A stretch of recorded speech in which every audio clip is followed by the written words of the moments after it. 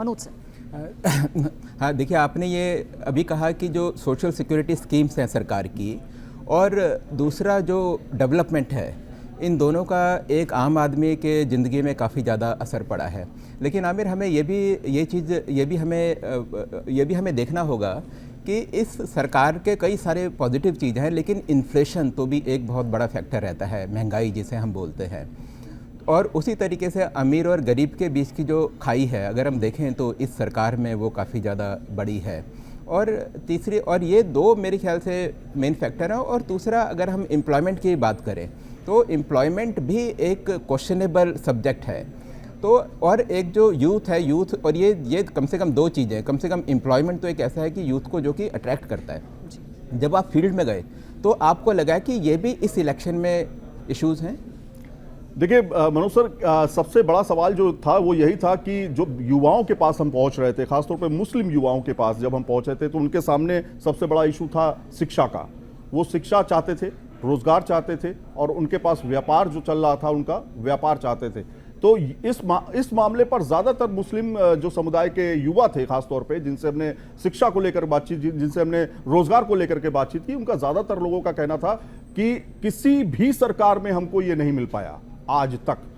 वो इसी बात का इंतजार करते रहे कि भैया हमको ये सरकार बेहतर हमारे लिए करेगी, ये सरकार हमारे लिए बेहतर करेगी। वो इस बात को लेकर के जरूर आशावान थे कि हमें आने वाली सरकार जो मजबूत सरकार होगी हमारे लिए कुछ कर सकती है। लेकिन फिर वो चले जाते थे सीधे विकास के मुद्दे पर कि विकास जो हमारे क्षेत्र में हो रहा है, मेडिकल कॉलेजेस खुल रहे हैं, स्कूल्स खुल रहे हैं, यूनिवर्सिटीज खुल रही हैं, अस्पताल खुल रहे हैं, तो कम से कम उस क्षेत्र में जो, आपको एक बात बताऊं, जैसे उत्तर प्रदेश में वन डिस्ट्रिक्ट वन प्रोडक्ट वाली बात जो सामने आई, उसने काफी ज्यादा बिजनेस को इजाफा दिया, खासतौर पे युवाओं को प्रेरित किया कि वो अपने इलाके में कम से कम रह करके। माफियाओं पर जो डंडा योगी सरकार का चला, वो भी एक बहुत बड़ा फैक्टर है इसी बीच, क्योंकि ये हमें देखना होगा, और इस पर वोट पर कितना असर पड़ता है ये भी हमें देखना होगा। इस पर भी हम आगे बात करेंगे। मधुरेंद्र भी हमारे साथ हैं। मधुरेंद्र, क्योंकि लंबे समय से मधुरेंद्र दिल्ली भी कवर कर रहे हैं, पंजाब हरियाणा भी मधुरेंद्र कवर करते आए हैं। मधुरेंद्र, आपसे मैं दिल्ली पर भी बात करूंगी, लेकिन हरियाणा और पंजाब के बारे में आप मुझे बताइएगा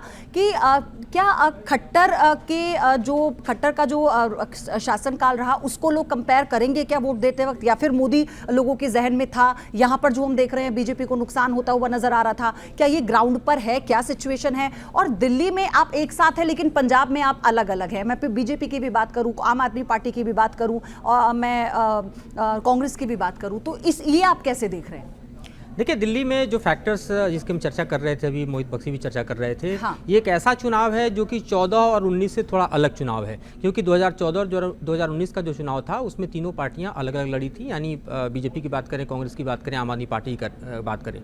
इस बार का जो अलायंस है, खासतौर पर बीजेपी बनाम आम आदमी पार्टी और कांग्रेस का जो अलायंस है, उसमें कांग्रेस के साथ सबसे बड़ी समस्या क्या है कि उसका जो ग्राउंड लेवल वर्कर है वो पूरी तरह से डिमोरलाइज था, क्योंकि पार्टी पूरी तरह से टूटकर बिखर चुकी थी। और दूसरी सबसे बड़ी बात कि जो आप राज्य स्तर पर जिन चेहरों के जरिए कनेक्ट करते थे, वो भी दरअसल भारी संख्या में, आप देखिए तो कांग्रेस के प्रदेश अध्यक्ष अरविंदर सिंह लवली सहित जो तमाम बड़े नेता थे, उन्होंने भी साथ छोड़ दिया था। तो आम आदमी पार्टी जितनी शिद्दत से चुनाव लड़ रही थी, उतनी शिद्दत से कांग्रेस का जो स्टेट यूनिट था वो चुनाव लड़ता हुआ दिखाई नहीं दे रहा था।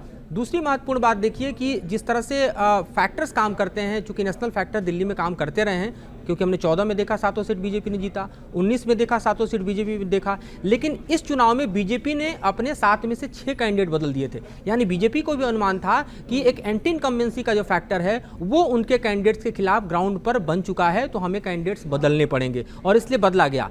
अब जो परिणाम है वो 7-0 के तौर पर हम इसीलिए देख रहे हैं दिल्ली में, क्योंकि एक तो बीजेपी ने अपने कैंडिडेट्स बदल दिए, और दूसरा जो पीएम मोदी का फैक्टर है वो काफी बड़े पैमाने पर दिल्ली में काम करता हुआ हमें दिखाई दे रहा है, क्योंकि लोगों को पता है कि हमें प्रधानमंत्री का चुनाव करना है, दिल्ली के मुख्यमंत्री का चुनाव नहीं करना है। तो ये जो कंसेंसस है, एक तरह से देखा जाए पब्लिक के माइंडसेट में, वो दिल्ली में दिखाई देता है।